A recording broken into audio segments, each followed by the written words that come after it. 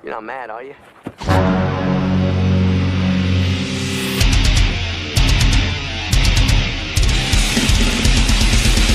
Halo geng, dimanapun kalian berada, bagaimana kabarnya? Gimana? Masih suka nyelang wifi tetangga? Aduh, kali ini saya akan membahas sebuah film yang dibintangi oleh guru olahraga saya, yaitu Pak Wesley Snipes. Film ini berjudul Undisputed tahun 2002. Pasti bagi kalian yang merupakan pria sejati yang memiliki mental yang kuat sebagai seorang lelaki jantan, pasti sudah pernah menonton film ini. Karena film ini mengajarkan kita bahwa sebagai seorang pria, kita dituntut untuk tegas, berkomitmen, dan berjiwa luhur. Tanpa berlama-lama, karena besok saya ada acara sunatan massal di Las Vegas, jadi langsung saja. Kepalkan tangan, simetriskan posisi rebahan, jangan lupa like and subscribe, dan mari kita mulai.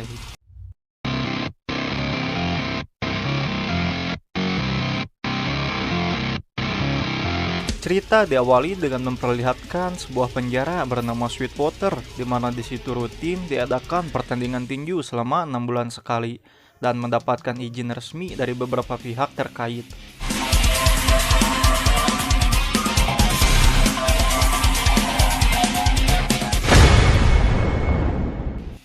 Dan kisah akan dimulai dengan memperlihatkan juara tinju kelas berat bernama Josh Chambers, atau yang lebih dikenal dengan nama Iceman, di mana beliau terjerat suatu kasus yang membuat dirinya dipenjara dan kehilangan popularitasnya. Bukan tanpa sebab, Iceman merupakan seorang yang arogan, star syndrome, dan cenderung melakukan kekerasan untuk setiap masalah. I mean, nobody can stand up to what I get. And rape nobody. I mean, I done a lot of wrong shit in my life, but I ain't no punk ass rapist.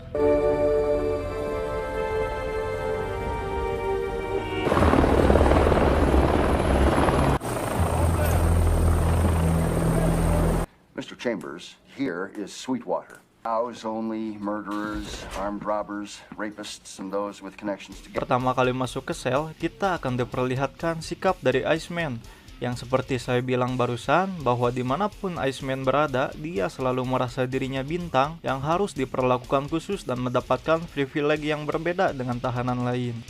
An honor to be cellmates with you. I don't want no trouble, champ. And I don't want nobody talking to me unless I talk to him first.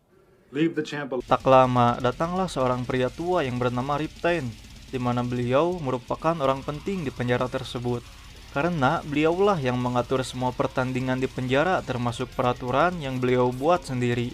Tak seperti yang lainnya, Ripstein justru nampak mengolok-olok Iceman bahwa mungkin di luar sana dia adalah juara, tapi di penjara ini mereka memiliki juara yang sesungguhnya. Ya, juara itu bernama Monroe. Monroe sendiri sudah 10 tahun mempertahankan gelar juara dan belum pernah kalah sekalipun, karena dia merupakan seorang yang santai, tenang, dan berdikari. Prefer your own company. Most of the time. Dan jika kita melihat film-film penjara lain di mana sang karakter utama sangat ketakutan dan terintimidasi dengan suasana baru di penjara, namun hal itu tidak berlaku bagi seorang Iceman.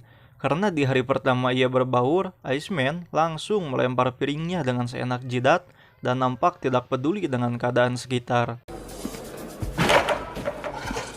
Iceman pun langsung meminta teman satu selnya untuk menunjukkan yang mana Monroe. Lalu dengan sombongnya, Iceman berjalan menghampiri Monroe, kemudian mengejeknya dan menampar wajahnya. You Monroe Hutchins?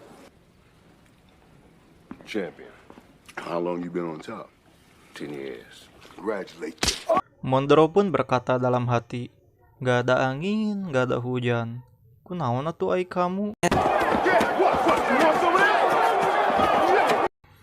Karena kejadian itu, Iceman pun dipanggil oleh kepala penjara, tapi karena Iceman seorang selebriti yang sedang naik daun, kepala penjara pun tidak bisa berbuat banyak. Karena apabila terjadi sesuatu dengan Iceman, maka hal itu akan menjadi berita besar di media. God sent here, Iceman, my ass is just another goddamn thug. Saat berada di lapangan, ada seorang pria kecil yang bernama Redbag. Dia terkesan tidak menyukai Iceman karena Redbag sendiri merupakan semacam asisten atau manajer yang selalu menemani Monroe saat bertanding. Ratbag. Red bag. Tak enak hati, Iceman pun langsung menghampiri Monroe dan berkata, "You hit people much?" You hit people much? Redback pun menjawab, "What do you mean? I tidak sering memukul seorang. Shit man." "Iceman, aku tahu kau tidak menyukaiku man. Apa kau mau memukulku? Come on man." Tak ingin melewatkan kesempatan itu, Redback pun memukulnya.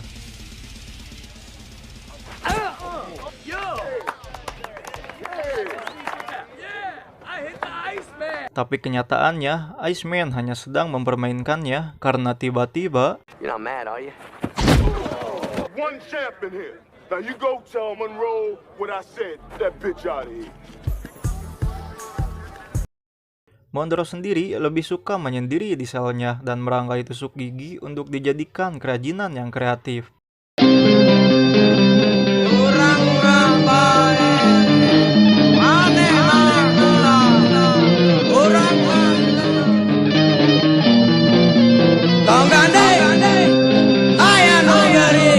Sementara itu, saat Iceman sedang sendirian, ia pun didatangi sesosok jurik jarian yang dikirim oleh geng berbahaya di penjara dan diminta untuk bergabung dengan mereka. You tell him I said that. Now get out of here.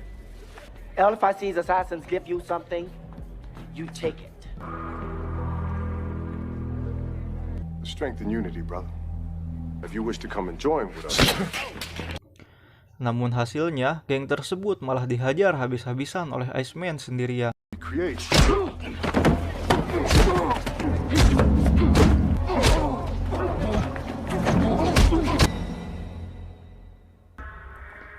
Singkat cerita, saat pertandingan pun akan dimulai kembali, Repstein pun meminta Monroe dan setelah berunding mengenai hadiah yang akan didapatkannya, Monroe pun menerima kesepakatan tersebut.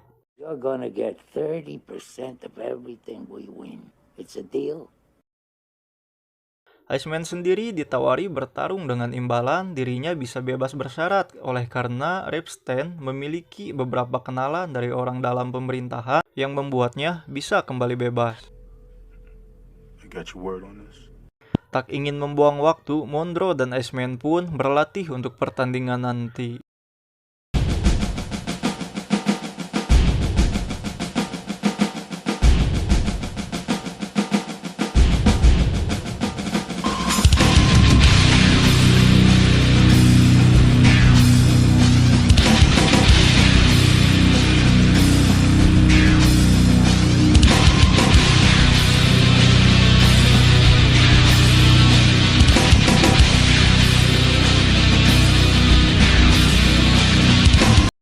Hingga suatu momen mereka dipertemukan kembali pada saat mandi bareng, namun mereka mampu menahan emosi sampai hari pertandingan tiba. In here, I'm the champ. Well, you hold on, brother. You're gonna get your chance. Saat makan siang, terjadi hal yang mengejutkan di mana semua napi mendukung Monroe dan bekerja sama untuk melemahkan mental Iceman. Tapi lagi-lagi, itu tidak berpengaruh kepadanya karena dia malah asik berjoget dan tersenyum. Aduh. Kick your ass, motherfucker! Give him one! Take out the ceiling!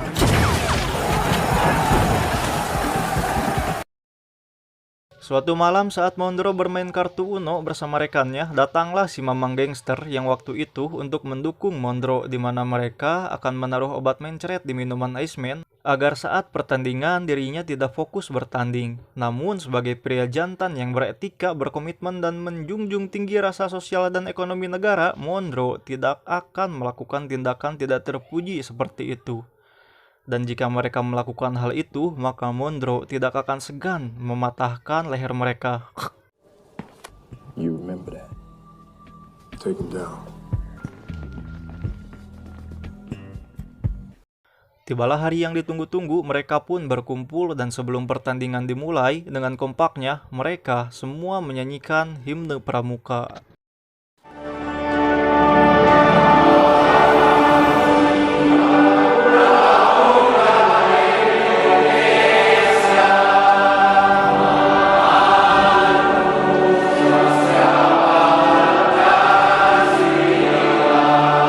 Selesai dengan itu, Monroe dan Iceman pun memasuki arena. Tiba saatnya mereka berdua bertanding untuk menunjukkan siapa pria sejati yang sesungguhnya. Now put your hands together, my friend. 68 wins, no losses. Bring in that 199-pound world Hudson.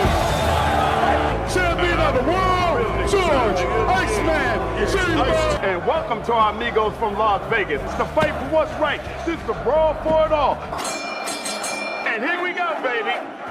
Ronde pertama terlihat pukulan demi pukulan yang dilayangkan Monroe dan Iceman pun tidak dapat menghindari pukulan tersebut, tapi nampaknya itu tidak begitu berpengaruh besar kepadanya. Karena tiba-tiba Iceman menyerang dengan hook kiri dan kanan, kemudian diakhiri dengan uppercut yang membuat Monroe terjatuh. Monroe is down. 60 seconds. And Monroe is up. Looks like he will continue. Anything like this.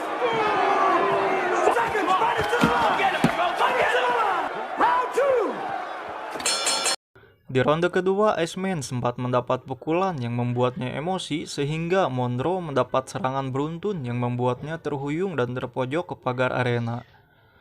Monroe pun terlihat roboh dan merasa pusing sehingga bisa disimpulkan dua ronde ini dimenangi oleh Iceman, sang champion. Just love to talk the crowd. He's got everything going his way. Come on now. This is your round. Ronde ketiga, Monroe masih tetap diserang habis-habisan dan hanya bisa bertahan hingga pada akhirnya Iceman mendapat pukulan telak yang membuatnya keloyongan.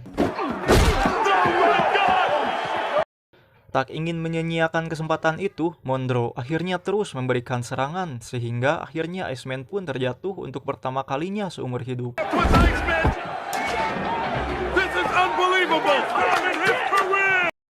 Saat bel berbunyi, Iceman pun tidak terima dengan semua itu, membuat dirinya terus menyerang Monroe, tapi untungnya hal itu berhasil diredam oleh timnya.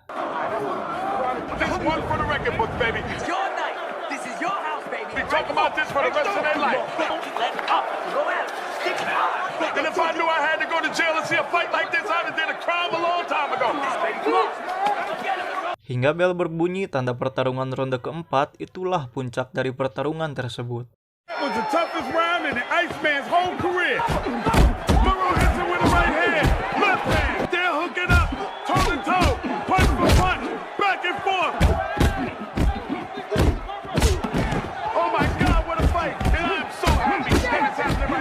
Dengan kombinasi serangan dan ketenangan yang Monroe miliki, akhirnya Monroe bisa meng-KO Iceman dengan hook kanan yang dilayangkannya.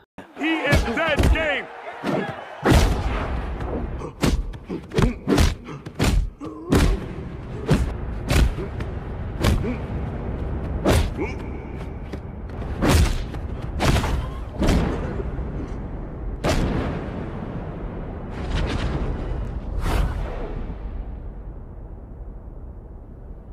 That's it, Monroe wins, and I just won a lot of goddamn money.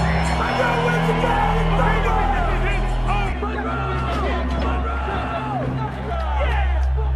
You owe me money, Eddie! You owe me money!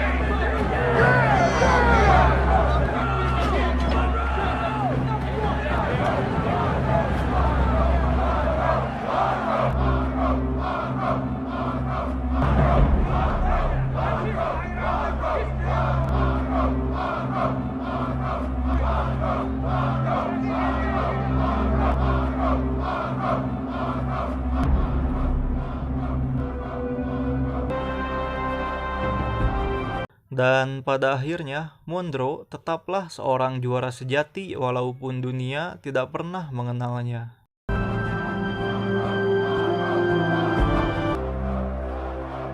Sesuai kesepakatan, akhirnya Iceman pun dibebaskan dari penjara itu. Dan Rip Stan sendiri akhirnya meninggal 3 minggu setelah pertandingan tersebut. Beberapa bulan setelah dinyatakan bebas bersyarat, Iceman pun kembali bertanding dan mendapatkan kembali popularitasnya. Di penjara sendiri, mereka terlihat menonton bareng dan ketika melihat Iceman memenangkan pertandingan tersebut dan menjadi juara dunia, mereka yang di sana tahu bahwa Monroe lah juara sejati yang sesungguhnya. Undisputed!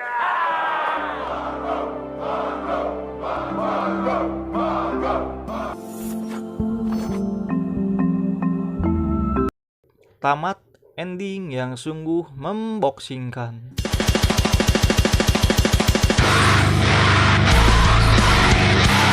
Secara keseluruhan, filmnya simpel, tidak seperti film bertema penjara pada umumnya. Dan film ini sepertinya berfokus untuk memberi pesan bahwa di atas langit masih ada langit. Saya Kavi pamit undur diri, terima kasih sudah menonton sampai habis. Jangan lupa like dan subscribe, dan sampai jumpa di video berikutnya. Bye-bye. Sarung tinju, Kapten Tsubasa. Wow, wow, wow.